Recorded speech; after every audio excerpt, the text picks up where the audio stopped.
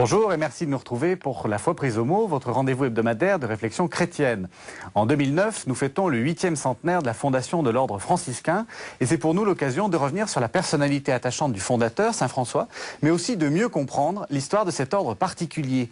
Alors, qui sont les franciscains et quelle est leur histoire? Voici les questions que nous allons poser à nos deux invités. Jacques Dallarin, bonjour. Bonjour. Alors Jacques Dallarin, vous coordonnez une retraduction, je vais y arriver, des œuvres autour des Fioretti. Des sources franciscaines. Des sources franciscaines. De manière générale. Voilà. Oui. Et donc on le voit. Et le frère Thaddée Mathura, bonjour. Bonjour. Alors vous êtes franciscain et vous êtes également exégète et vous avez fait paraître 2 livres au CERF. Un premier livre, François d'Assise, Héritage et héritier 8 siècles après. C'est sur les franciscains. Et puis un deuxième livre, toujours au CERF, François d'Assise, auteur spirituel. Alors, pour commencer cette émission, je l'ai dit, on est dans le 8e centenaire. Pourquoi sommes-nous dans le 8e centenaire? C'est-à-dire, qu'est-ce qui permet de dire que 2009, ça fait 800 ans que les franciscains existent? Ce qui permet de le dire, d'abord, c'est une approximation, parce que la date n'est pas absolument sûre. Mais enfin, la tradition retient 1209 comme le moment où François et son groupe de compagnons, c'est-à-dire des 10-12 personnes, les légendes 10-12 pour des raisons évidentes, symboliques, pour ressembler au collège des apôtres. Mais c'est le moment donc où François quitte Assise, va à Rome, rencontre le pape du moment, Innocent III, lui présente son projet de vie et reçoit, disent les légendes, l'approbation orale de la part du souverain pontife. Voilà. C'est donc la date 1209 que l'on retient pour le début d'une institutionnalisation de ce mouvement qui jusque-là était une fraternité pénitentielle à l'échelle d'une petite cité italienne. Alors on va essayer justement de revenir un peu en arrière, d'expliquer d'abord François d'Assise et après on essaiera de voir la fraternité. Donc François d'Assise, qui est-il et pourquoi a-t-il tout d'un coup cette idée de créer une fraternité ? Je pense que dans son testament que François a rédigé quelques semaines ou quelques mois peut-être avant sa mort, il raconte un peu, avec peut-être une certaine nostalgie, ce moment particulier où il dit « Jusque-là j'étais tout seul, converti, mais lorsque le Seigneur m'a donné des frères, des compagnons, personne ne nous montrait ce que nous devions faire, mais le Seigneur lui-même m'a révélé que nous devions vivre selon le Saint-Évangile. Et alors, j'ai fait écrire cela en quelques mots simples et nous nous sommes rendus à Rome et le Seigneur Pape nous le confirme. Je crois que c'est donc finalement cet événement, la présentation d'un projet de vie qui pour François, et ça c'est très important de le noter parce que dans le Testament il évoque cela à la fin de sa vie, mais cela on le retrouve aussi au début finalement et à l'intérieur de textes qu'on appelle les règles.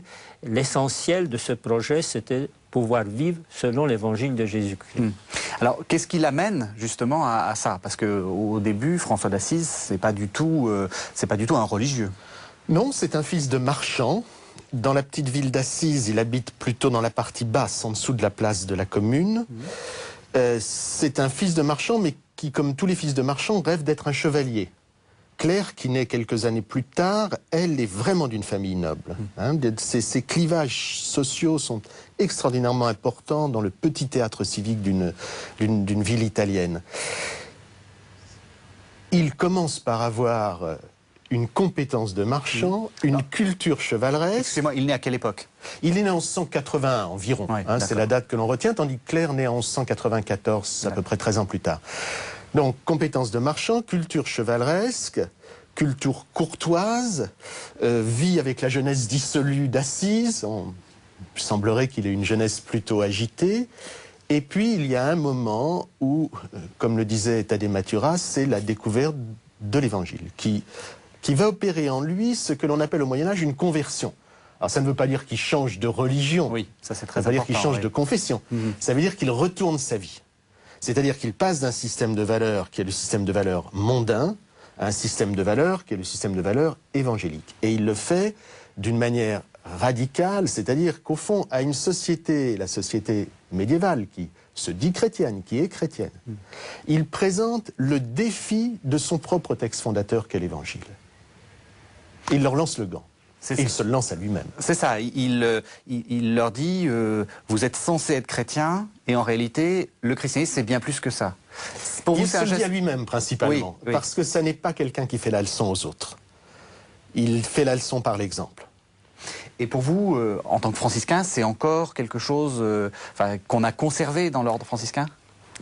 Très fondamental, et je crois que si nous abordons un peu les 8 siècles de l'existence de ce charisme depuis lors, l'Évangile est toujours une espèce de source d'inquiétude, d'éveil permanent. C'est valable, je crois, pour tous les chrétiens, mais dans le mouvement franciscain, c'est très visible. C'est-à-dire, chaque fois, on doit se remettre un peu en question, ce qui explique une histoire un peu longue, peut-être tumultueuse, de reprises et parfois des divisions, mais je pense que la racine de cela, c'est la volonté de vivre selon l'Évangile, et comme l'Évangile c'est quelque chose d'extrêmement vaste et inépuisable, il y aurait évidemment différentes approches et différentes opinions et parfois des divisions, des tensions. On en parlera après, mais c'est juste pour faire comprendre aux téléspectateurs que c'est là que se trouve le cœur de ce mouvement et de ce qui arrive lorsque cet homme avec ce groupe se présente devant l'autorité, donc le pape, et qui est accueilli peut-être avec une certaine hésitation, mais quand même pas par un refus. Parce que justement, qu'est-ce qui sélectionne dans l'Évangile ? Il veut vivre l'Évangile dans son intégralité, mais qu'est-ce qui fait mal ? Vous avez parlé du gant. C'est quoi les 4-5 doigts du gant ? La valeur fondamentale, c'est la pauvreté. Et une pauvreté qui n'est pas simplement une pauvreté en esprit, qui est le fait de partager concrètement la vie des personnes les plus pauvres dans la société à ce moment donné. Voilà, c'est vraiment ça, je crois, qui fonde l'originalité franciscaine. Si vous voulez, ce qui m'intéresse, moi, alors, comme historien, c'est que la société médiévale se dit chrétienne, est entièrement fondée sur cette tradition, sur ce message, mais c'est un message qui, au fond, lorsqu'on y revient dans sa limpidité originelle, est mal doué pour être l'idéologie dominante d'une construction sociale. Oui. Et François, si vous voulez, c'est cette contradiction-là qu'il montre. Alors c'est une contradiction récurrente, mais disons que par sa soif d'absolu, par son côté radical, il la pousse au plus haut point. Et c'est en particulier sur cette pointe de la pauvreté qu'il va insister. Surtout qu'on est à une époque de la société assez particulière où on commence à être riche, la société médiévale commence à être assez riche, mais il y a de fortes disparités, donc ça fait mal. Il appuie précisément là où ça fait mal.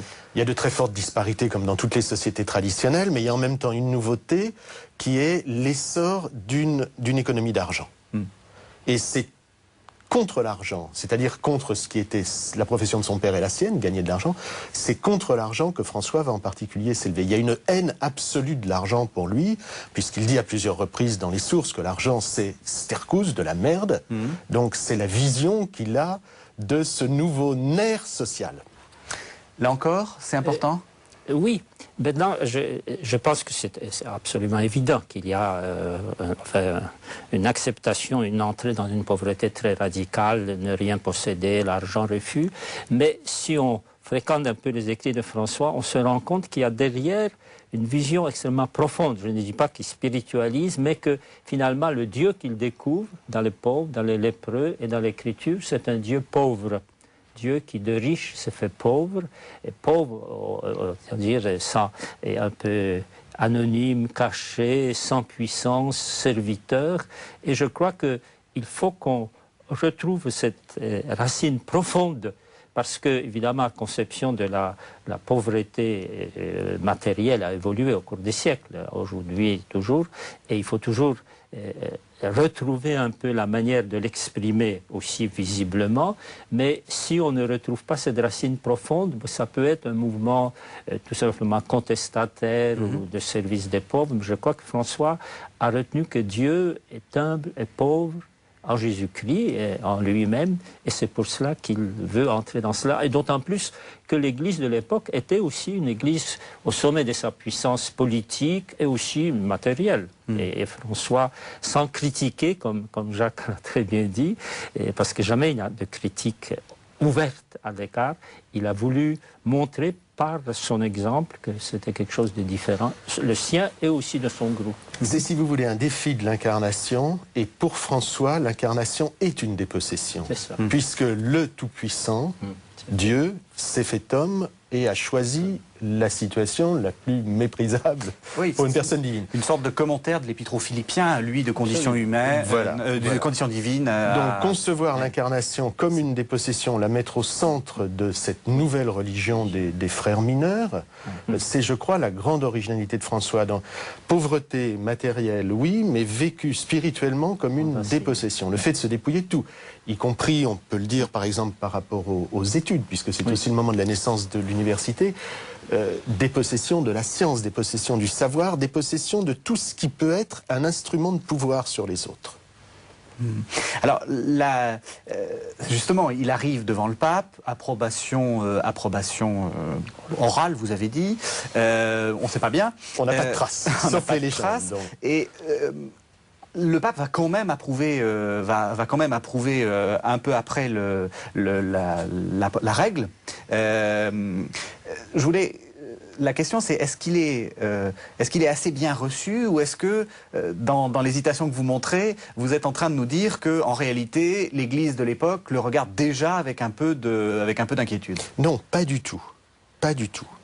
Ça, je crois que c'est une idée qu'il faut détruire. François a travaillé la main dans la main avec les 3 papes qu'il a eu l'occasion de rencontrer, et celui qui était le cardinal protecteur de l'ordre à la fin de la vie de François et qui va devenir, après la mort de François en 1226, en 1227, le cardinal Hugolin devient Grégoire IX. Ces 2 hommes, François et ce cardinal de la Curie, sont presque les cofondateurs de l'ordre des frères mineurs. Quand François arrive à Rome, c'est un groupe d'une douzaine de types totalement déguenillés. L'évêque d'Assise est là. Et probablement, à mon sens, en lisant entre les lignes de la légende qui nous le rapporte à l'origine, la vie de Thomas de Celano, j'ai le sentiment qu'il est là pour tenter d'empêcher François d'être reçu par le pape. Parce que cet évêque d'Assise est assez fier d'avoir un mouvement de pénitents dans son diocèse, mais si ce mouvement s'adresse au pape et obtient une sorte d'approbation au niveau supérieur, ça veut dire qu'ils vont aussi cesser d'être sous son autorité. Et ce qui est important de dire, c'est que c'est François qui prend l'initiative de ce voyage. Alors toute l'image que l'on transporte en général d'une sorte d'idéaliste un peu mièvre et un peu perdu, non. C'est lui qui prend l'initiative d'aller au sommet de l'appareil ecclésial. Et là, ce qui est curieux, vous avez raison, c'est qu'il soit reçu. Le simple fait qu'il soit reçu prouve qu'il y avait de la part d'une papauté inquiète par ailleurs, parce que c'est aussi le moment de l'essor de l'hérésie, de mouvements évangéliques plus ou moins bien contrôlés. Il y avait de la part de la papauté une réelle écoute et une sorte de discernement qui devait lui permettre d'accepter l'acceptable, acceptable pour elle la papauté. Mais donc il y a là une rencontre, je crois, entre 2 attentes. Cette attente de reconnaissance de son projet évangélique pour François, et cet accueil d'un projet évangélique de la part de la papauté qui se dit qu'on ne peut pas durer comme cela, qu'il faut bien que l'Église relève ce défi évangélique qui vient en partie de la marginalité de la chrétienté.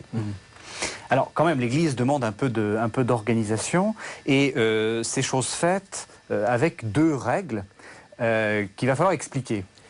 Écoutez cette histoire de 2 règles. Effectivement, il y a, parce que on a conservé un texte assez long qu'on appelle la première règle, ou regula non bullata, c'est-à-dire une règle qui n'a pas été approuvée par un texte écrit. Parce que bulla, c'est le nom de la bulle. Et ensuite, nous avons un texte élaboré et approuvé 15 ans après l'événement que nous célébrons à peu près par le pape Honorius III, qu'on appelle la regula bullata. Maintenant, si nous regardons l'ensemble de l'évolution de disons, on dirait que cette règle qui était au départ quand même, il y avait un petit écrit, François le dit explicitement, qu'est-ce qu'il comportait, ça on ne le sait pas très bien, il y a différentes hypothèses, mais c'était une sorte de règle en évolution et qui est parvenu donc à un texte assez long d'une vingtaine de chapitres, terminant par une magnifique prière longue, etc. Mais cette règle, pour différentes raisons, je crois, à la fois la longueur, puis aussi la présence de textes qui n'étaient pas canoniques, comme une prière, etc., ne satisfaisaient, semblait-il, ni François, ni la communauté, ni peut-être la papauté. Et donc François s'y est remis, poussé sans doute, mais aussi volontairement, à réduire ce texte, ce qui est devenu finalement cette Regula Bullata, 12 chapitres, un peu appauvri, parce que beaucoup de choses importantes spirituelles ne sont plus mentionnées explicitement, mais contrairement à ce que, disons, la présentation habituelle qui date quand même du 19e siècle, Sabatier, etc., ce n'est pas une trahison, parce que l'essentiel de l'intuition, comme François le réaffirme dans ce testament, est maintenu. C'est un peu plus sec, plus réduit, mais si on resitue dans l'ensemble, c'est quand même, en définitive, non pas deux règles opposées, mais pour comprendre la règle définitive un peu plus sèche et plus réduite, il faut nécessairement revenir à ce qui a précédé et qui n'est pas contradictoire. Même si la grande règle, la non-bullata, avait disparu, ce serait un grand appauvrissement. C'est intéressant parce que ce que vous dites tous les deux, c'est en réalité que l'image traditionnelle que l'on a d'un François jaillissant, représentant l'évangélisme dans sa pureté la plus grande, qui se fait petit à petit mettre de côté par les pouvoirs, par les frères, etc., est un peu fausse, en réalité. L'idée d'un François manipulé, il faut arrêter avec ça. Si vous voulez. L'idée d'un François manipulé par l'institution ecclésiale, c'est une image romantique, c'est une image qui a été diffusée en particulier par Paul Sabatier, qui a été un immense découvreur, mais qui, comme pasteur protestant, avait envie de faire de François une sorte de prototype de la réforme protestante du XVIe siècle. Donc il y avait tout de même un très gros anachronisme au départ. François est un fils de marchand, c'est un habile négociateur. Ça n'est pas, encore une fois, un type éthéré. C'est pas un idéaliste perdu dans ses rêves. Et c'est tout de même quelqu'un qui, en gros, de 1208, quand les premiers compagnons arrivent autour de lui, à 1223, le moment de la Regula Bullata que développait Thaddée, pendant 15 ans, voilà quelqu'un qui n'arrête pas d'écrire un texte juridique. Hein? Oui. Donc, le charisme de François, certes, existe, et d'une certaine manière, c'est ça la sève.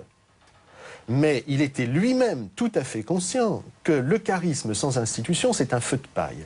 Donc c'est aussi un homme de l'institution, à la fois parce qu'il construit sa propre institution, à un moment, ne l'oublions pas, où, selon les canons mêmes du Concile de la 34, 1215, il était interdit de créer de nouveaux ordres religieux. Oui. Donc là, si vous voulez, il prend une initiative qui est à la limite de la transgression, mais il reçoit néanmoins l'appui de la papauté, qui voilà un ferment de nouveauté susceptible de ratisser plus large, d'attirer de nouveau vers l'Église l'exigence d'un certain nombre de personnes d'une foi particulièrement forte, si vous voulez.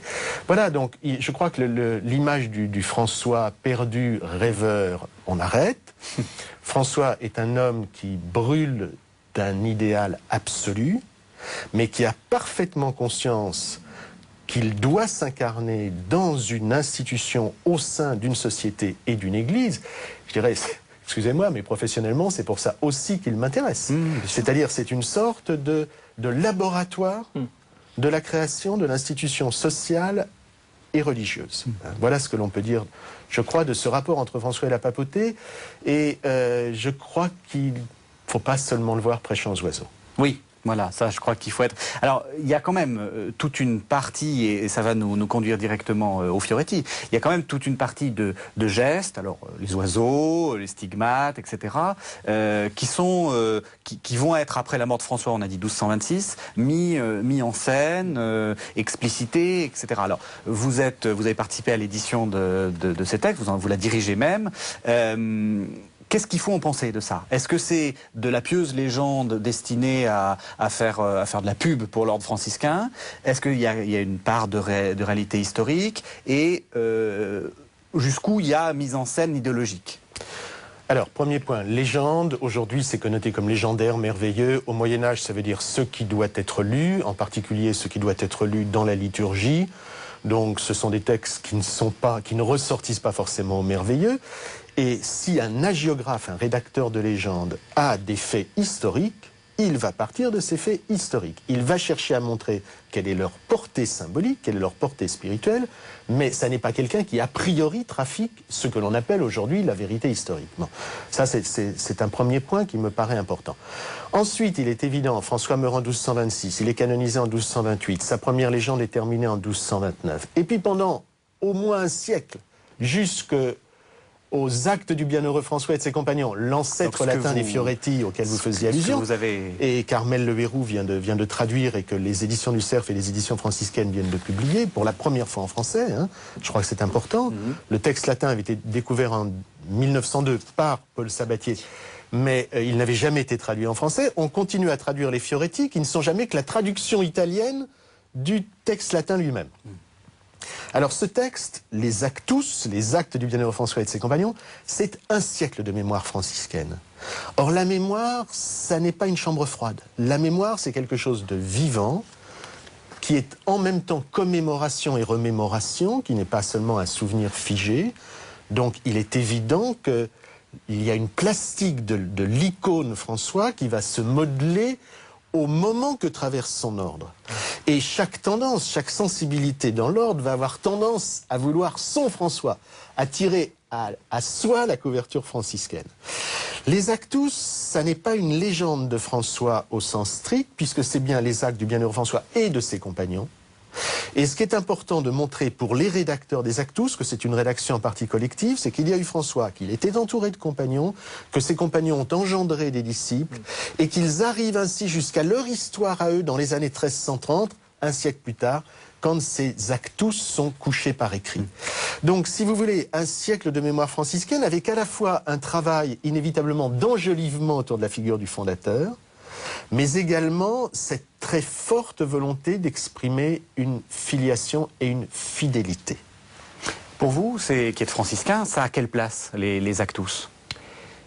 Les Actus, donc c'est la première version ou en les français, Fioretti, j'aime beaucoup, ouais. Mais c'est les Fioretti qui ont rendu si populaire François d'Assise, parce que, disons en France, je crois qu'une des premières éditions, c'est Frédéric Ozanam, une des premières traductions au moins modernes, parce que je ne sais pas s'il y en a eu antérieure, et je crois que c'est vraiment une sorte, disons, moi je dirais presque d'apéritif à l'histoire de François, et il y a une très grande richesse, à la fois poétique sûrement, et aussi spirituelle. D'ailleurs, dans l'introduction, Jacques montre bien cette dimension mystique particulièrement développée, qui est très frappante, une mystique au sens à la fois plus authentique et un peu spectaculaire. Et alors évidemment, ça fait connaître un aspect, disons, très humain, très proche, très poétique, et aussi très spirituel de François.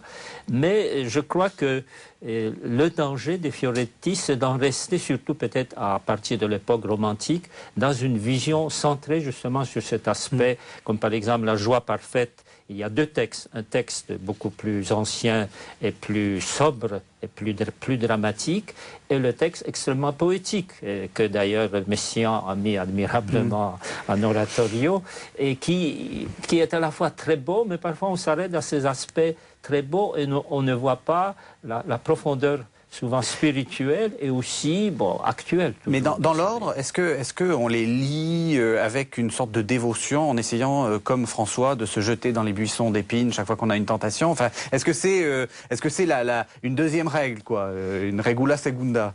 Moi, je ne dirais pas cela. Je pense au moins dans la famille franciscaine, mais en fait, c'est un texte quand même qui séduit, parce que c'est très beau et c'est un texte accessible presque par tout le monde. Tandis que les écrits de François ou les bulles, etc., c'est beaucoup plus complexe. Oui. Je crois d'ailleurs, il faut dire que les Fioretti ont eu somme toute plus de succès hors de l'ordre comme un instrument de pastoral qu'à l'intérieur même de l'ordre. À l'intérieur même de l'ordre, ce sont les textes fondateurs, le testament, les règles qu'évoquait Thaddée, qui sont évidemment centraux. Les Fioretti, c'est plus à usage externe, si vous voulez. Cela dit, l'aspect parfois un peu enjolivé qu'évoquait Thaddée Mathura à l'instant, je crois qu'il était dû aussi en partie au fait qu'on traduisait en français une traduction italienne, en revenant là, à l'original latin, Et en opérant cette traduction faite par Armel Le Verroux, qui est vraiment superbe, une traduction qui garde la rudesse du texte, il me semble qu'on a décapé un peu des je suis d'accord avec vous. Autour de la mémoire de François. Moi, ça m'a frappé. On a un texte assez plus sauvage. brutal, plus sauvage, oui, parce que le décor l'est. Ce sont des frères qui, un siècle après François, sont réfugiés dans une région sauvage parce qu'ils ont été condamnés par la papauté, ce qu'on appelle le courant des spirituels. Et ils sont donc au milieu des bois. On les voit constamment au milieu de forêts de hêtres. Hein, ne serait-ce que le décor est un décor qui est élémentaire. C'est ce qui fait la beauté du texte. Mais je crois le texte d'autant plus beau que là, il est décapé. Oui, absolument. Oui, ça, il faut absolument le conseiller aux auditeurs qui ont eu une expérience un peu malheureuse des Fioretti, avec surtout des vitraux franciscains où on voit François avec un côté un peu mièvre. Des Gubbio. Voilà, exactement. Pour vous, c'est un poids, ces Fioretti, ou pas, quand vous voyez des gens qui arrivent et qui vous disent j'ai lu les Fioretti, en tant que franciscain, qu'est-ce que vous faites? Bien, écoutez, j'ai dit, vous venez de découvrir quelque chose d'extraordinaire, c'est très beau, ça vous a rejoint, mais il y a quelque chose de beaucoup plus profond qu'il faut. Donc, et alors là, on peut aller soit au texte de François, soit aussi au texte des autres biographes. Et justement, qu'est-ce qui est le plus profond? C'est quoi moi, je crois qu'il faut vous savez, quand on présente les sources franciscaines, et la première des sources franciscaines, c'est les écrits que François nous a laissés. C'est quelque chose d'étonnant parce que c'est un homme, Jacques a dit tout à l'heure, inculte, c'est-à-dire qu'il n'a eu à peu près aucune formation sauf quelque chose d'élémentaire. Je pense un homme supérieurement intelligent par ailleurs, je crois. Mais il nous a laissé, contrairement à Saint-Dominique qui était pourtant clair formé, qui ne nous a pas laissé d'écrits particuliers, une centaine de pages qui sont très proches de l'Évangile, donc qui ne nous parlent pas. C'est la grande différence. Par exemple, les sources franciscaines, il y aura 2000 pages, je crois. Une centaine de pages, ce sont les écrits de François, et le reste, c'est des écrits sur François, donc les hommes et les auteurs qui ont composé cela, et qui, dans leur perspective, avec leurs préoccupations et leurs intérêts particuliers, ont voulu donner une image de François qui est juste pour ce qu'il voulait dire, mais qui ne rejoint pas toujours les autres présentations. Tandis que François, dans ses écrits, ne parlera très peu. Si nous n'avions que les écrits de François, nous ne saurions pas grand-chose sur lui, sauf dans les testaments. On ne saurait pas, par exemple, comme les légendes l'affirment, qu'il a porté les stigmates. Absolument. Il n'en parle jamais. Il n'en parle jamais. C'est évident que les écrits sont fondateurs dans notre grosse anthologie des sources franciscaines, hein, qui devrait déboucher en 2009, justement pour le 8e centenaire de la naissance de l'ordre. Bien évidemment, ça commencera par les écrits. Thaddée Mathurin en a montré toute l'importance. Paul Sabatier, le premier. Giovanni Micoli en Italie. Thaddée aujourd'hui. Voilà les gens qui ont mis vraiment les pleins feux sur les écrits de François. Avec ce tout petit paradoxe, François nous dit que les actes comptent plus que les mots, et on ne connaît pas trop ces actes par les écrits, sauf le Testament qui a au début une toute petite valeur autobiographique. Mais c'est aussi pour cela que même si les légendes sont plus un enjolivement, on a besoin d'aller vers elles pour connaître les actes d'un homme qui, dans ses écrits, nous dit que c'est les actes qui comptent. Voilà. Donc il faut le tout. Alors, on a bien vu François, et là on a un peu débordé parce qu'on va pas faire une émission que sur François. J'aimerais ensuite que vous nous parliez un peu de l'histoire des franciscains et de l'ordre actuellement. Alors, dès 1200, enfin dans la réforme de Saint Bonaventure, donc Saint Bonaventure était général de 1257 à 1274. On met en place une réforme qui centre l'ordre sur des questions intellectuelles et pastorales. Et là, l'ordre commence déjà à éclater. C'est un ordre qui est en perpétuel bouillonnement. Bien, écoutez, je crois que même à propos de Bonaventure, donc qui vient disons, trentaine, quarantaine d'années après la mort de François, il est beaucoup plus, il systématise différentes réformes et des différentes articulations déjà qui l'ont précédé. Il n'est pas, contrairement à ce qu'on a cru à un moment donné, que c'est vraiment le grand tournant est arrivé, mais Bonaventure, qui est à la fois un très grand intellectuel, docteur de l'Église, professeur d'université, ministre général de l'ordre, et qui est un homme d'équilibre.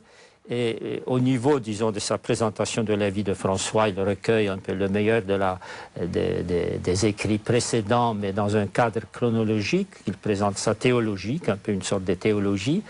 Et au niveau de la discipline, il assume avec tout ce qui a précédé, après la mort de François et après la mort du frère Élie, qui était le continuateur de Saint François dans une certaine ligne. C'est devenu davantage un ordre clérical, au service de l'Église, parce qu'elle a papoté à partir de Grégoire IX, donc le cardinal Hugolin, a voulu profiter, disons, à la fois de François et aussi de Dominique. Il ne faut pas oublier, parce que ces deux familles sont apparues en même temps. Oui, donc les dominicains et les franciscains sont ensemble. Au service de l'Église, puis dans une perspective très pastorale, disons, qui convenait peut-être mieux à la tendance dominicaine qu'à la franciscaine, parce que franciscaine, c'était un genre de vie. Bon, avec les pauvres, solitaires aussi, contemplatives, présentes, prédication occasionnelle, mais pas du tout prédication savante. Mais ils sont un peu entrés dans ce cadre et Bonaventure, avec d'ailleurs recueillant déjà le meilleur de tout ce qu'il a précédé, a présenté cela dans les constitutions de Narbonne, puis d'autres écrits.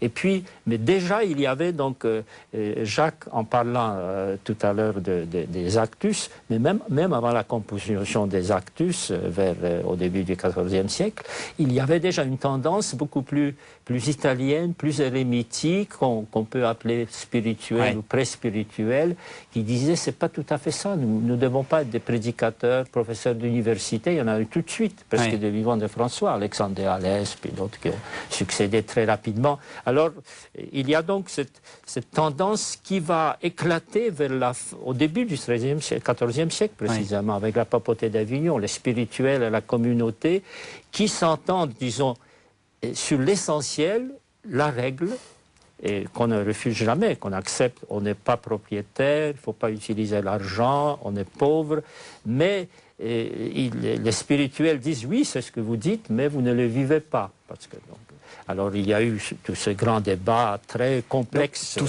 tout ça éclate un peu. Oui. Il y en a qui sont condamnés.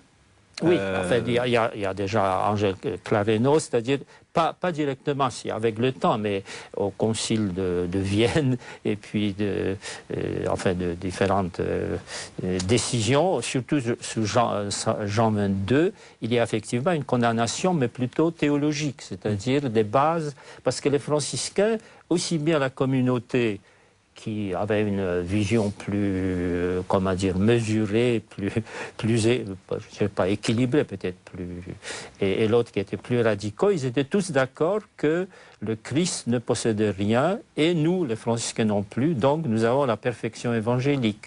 Et la papauté a écarté cette vision un peu hérétique. Et bien les deux groupes étaient d'accord sur le fond, tout en disant, comme disait Merleau dans son... Il y a la pauvreté pensée et la pauvreté vécue. Sur la pauvreté pensée, tout le monde était d'accord. Sur la pauvreté vécue... Donc c'est dans le voilà. concret. Et ensuite, ça continuait, disons, les spirituels ont eu une certaine existence plus ou moins hérétique, enfin très, très complexe, avec Angèle Clareno, mais ensuite se dégage un mouvement plus calme, mais qui quand même de retour aux origines un peu, telles qu'on les imaginait, qu'on a appelé le mouvement de l'observance. Oui. Peu de temps d'ailleurs après les Fioretti, ça commence aussi dans les marches d'Ancône. Deuxième moitié du XIVe siècle. Oui. Donc on a des franciscains. On a disons, le groupe qu'on appelait toujours la communauté, mais qui a peu à peu fait déjà une première réforme, disons 100 ans après la mort de François, qu'on appelle l'observance. Cette observance... Tout le monde est franciscain, mais il y a des franciscains qui sont observants. C'est ça. Ce nom n'est pas employé au Moyen-Âge. D'accord. On disait les mineurs, hein, oui, tout le monde oui, est mineur. Mais on disait de la plus stricte observance. D'accord. Voilà. Alors ça commence, mais cette observance qui aura des grandes figures, Bernardin de Sienne, Jean de Capistran, fin du XIVe, début du XVe siècle, mais Et finalement, ça amène à l'éclatement de l'ordre. Oui. Au début du XVIe siècle, la papauté pense, et d'ailleurs les frères aussi, que tout l'ordre pourra être réformé, devenir observant. Mais ça, il y a quand même des groupes qui résistent.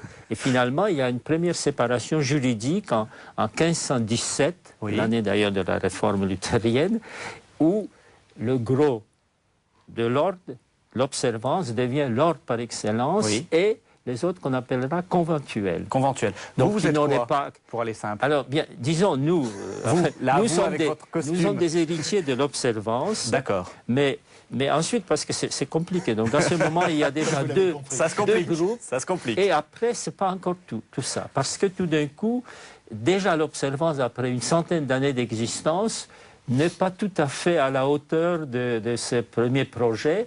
Et donc, il y a au début du XVIe siècle, après, d'autres réformes qui naissent. Donc la plus connue, c'est les Capucins, donc les frères mineurs capucins, qui reçoivent, ils ne sont plus dépendants des observants, mais des conventuels pendant un moment, bon, etc. Et ça va devenir une réforme, donc une troisième branche déjà à l'époque. Les observants, les conventuels et les capucins. Mais à leur tour, l'observant va connaître à cette époque 3 autres mouvements, qu'on appellera en Italie des riformati, oui. En Espagne des alcantarins, et dans le monde, disons, franco-belge, les récollets. D'accord. Donc des réformes de l'observance. Les récollets sont donc des franciscains. Oui. Voilà. Donc voilà. Alors nous, si vous demandez... Où est-ce qu'on en est maintenant? Actuellement, voilà. Alors. Nous sommes, il en reste actuellement 3 de ces branches. Parce que il y a à peu près un siècle, jusqu'à Léon XIII, bon, il y avait toujours des conventuels, il y avait des capucins, et il y avait le gros, disons, qu'on appelait les observants, mais c'était 4 branches différentes. Il y avait les observants, les riformati, les récollets, les alcantarins, avec cette différence qu'ils avaient quand même le même supérieur général. Mais Léon XIII a réuni ces 4 réformes dans un seul ordre qui porte le nom tout simplement frères mineurs. C'est nous. Alors, donc nous, notre branche, disons, nous sommes les héritiers de ces 4 mouvements, et les capucins sont restés. Aujourd'hui, nous avons donc 3 branches du premier ordre, et la plus nombreuse statistiquement, c'est la nôtre, ensuite c'est les capucins, ensuite c'est les conventuels. Donc tous, ils s'appellent frères mineurs, mais nous, frères mineurs tout court, les autres frères mineurs capucins ou frères mineurs conventuels. Tous ces ordres partagent la même spiritualité? La même règle dont nous faisons profession, la même spiritualité. Évidemment, si on en vient au présent, on voit de moins en moins les raisons de cette séparation, sinon des raisons historiques. Alors, vous avez dit premier ordre, et c'est important d'expliquer qu'il y a 2 autres ordres. Voilà.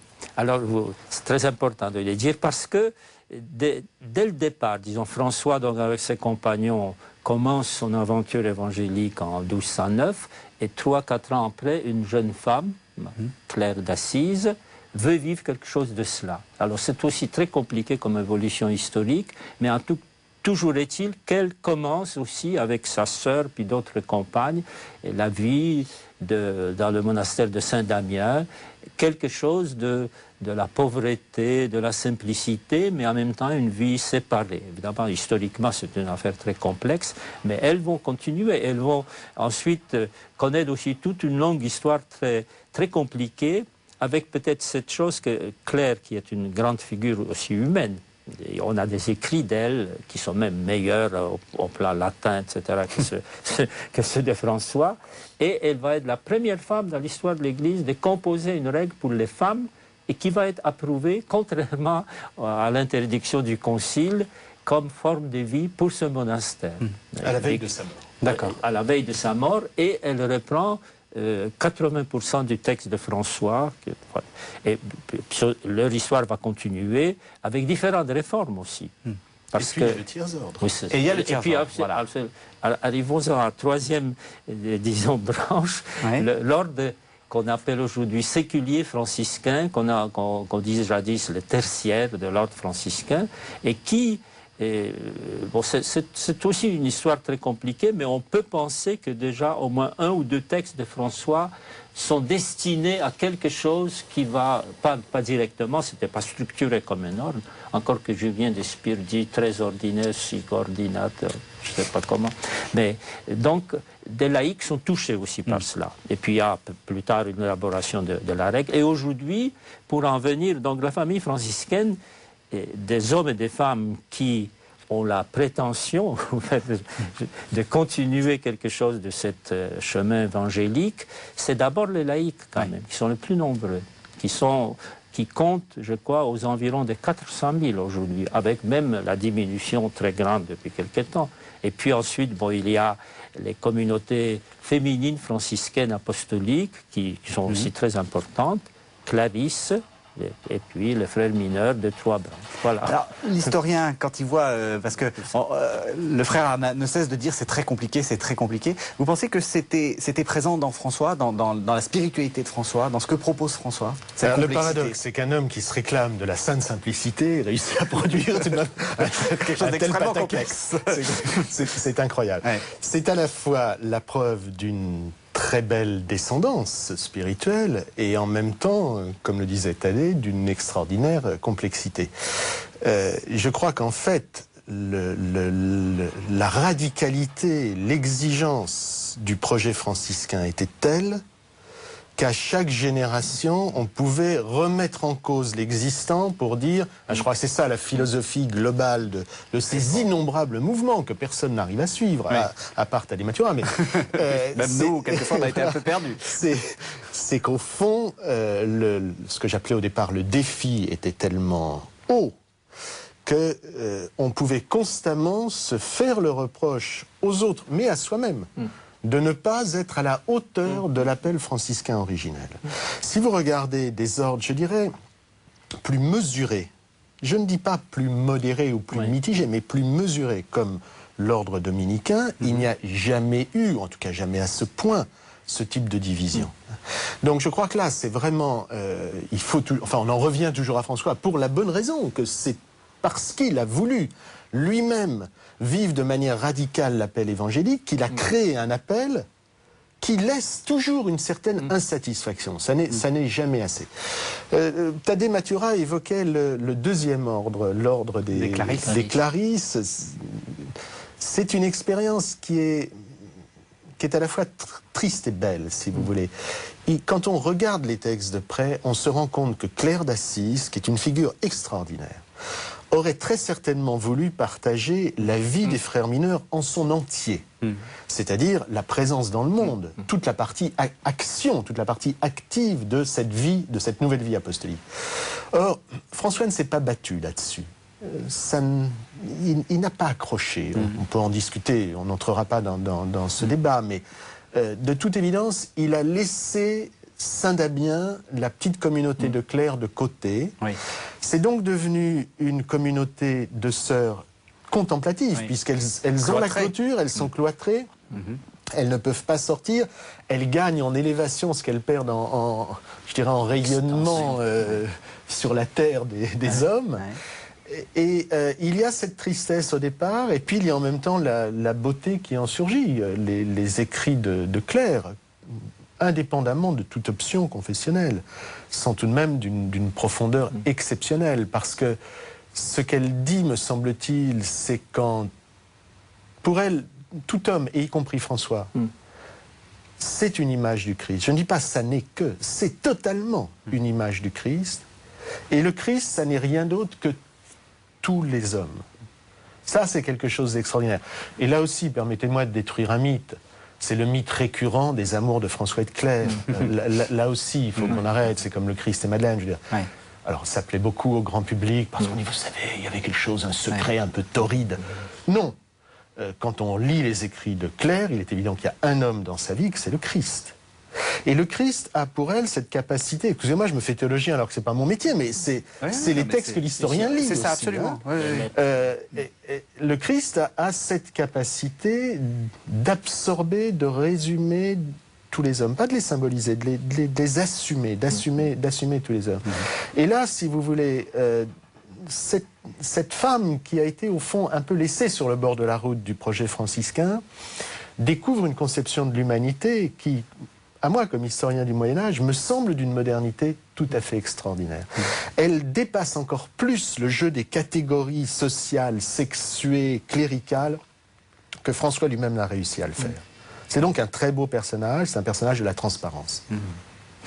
Quand Jacques Dallarin dit qu'il y a quelque chose, il y a une exigence, ça résume bien pour vous l'esprit franciscain? Une sorte d'inquiétude à être à la hauteur? Je pense, puis en étudiant particulièrement, donc disons la première source de notre vocation, les écrits de François, et moi qui suis un peu exégète, je suis étonné par cette référence quand il essaie de dire en quelques mots ou en un mot l'essentiel de son projet, c'est toujours l'Évangile. Or, l'Évangile, pas seulement quelques textes choisis, même si quelques-uns enfin, sont plus visibles peut-être comme ça, mais c'est finalement la totalité de l'Évangile. Alors, dans le sens plus global de la foi chrétienne, je pense que c'est un de ces témoins qui a toujours rappelé, il n'est pas le seul dans l'histoire de l'Église, bien sûr, il y en a d'autres, mais d'une façon plus forte et plus exigeante, il faut se référer à ce fondement-là d'une façon permanente, et comme ce fondement est inépuisable, il y a toutes sortes de dimensions, et on n'est jamais à la hauteur, ça veut dire qu'il faut toujours, comme François le disait en mourant, nous n'avons rien fait jusqu'ici, commençons à faire quelque chose. Donc, et puis quand il dit une autre parole formidable, j'ai accompli ma tâche, que le Christ vous apprenne à vivre la vôtre.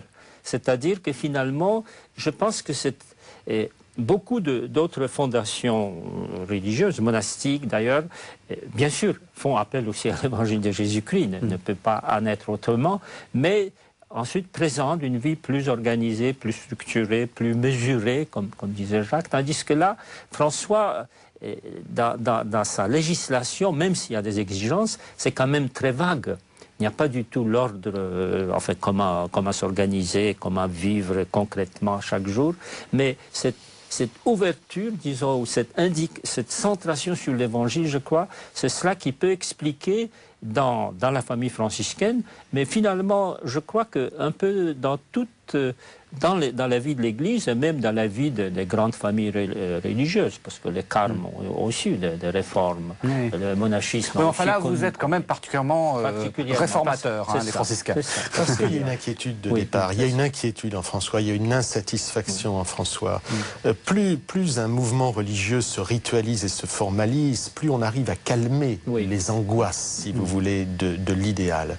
François, comme disait Thaddée Mathura, l'a peu fait, il l'a fait vraiment à minima. Et il y a donc, je crois d'ailleurs qu'il inaugure, non seulement pour lui, non seulement pour le mouvement franciscain, non seulement pour l'Église, mais pour ce que l'on appelle la civilisation occidentale, je ne sais pas si le terme est très approprié, mais il inaugure une sorte de civilisation de l'inquiétude et de l'insatisfaction, qu'aucun rite n'arrive à apaiser.